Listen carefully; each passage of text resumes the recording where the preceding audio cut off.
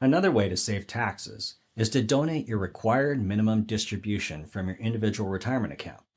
Individual retirement accounts, known as IRAs or IRAs for short, are required to make a distribution to their owners at a certain age.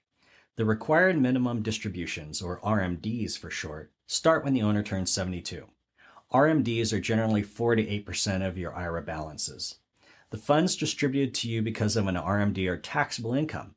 However, you have the option to donate all or a portion of your RMD to qualified organizations. These donations are called qualified charitable distributions. This would save you taxes versus receiving the RMD funds and then writing a check to these organizations. Writing the check would be eligible for a deduction on your personal tax return, which you can't do with your funds that you donate from your IRA. But remember, charitable deductions are only useful if your itemized deductions exceed your standard deduction. Donating your RMD means you never have to be taxed on that distribution. You can also donate to organizations from your IRAs in excess of your RMDs. You can donate up to $100,000 from your IRAs. These donations are funds that will never be part of your taxable income.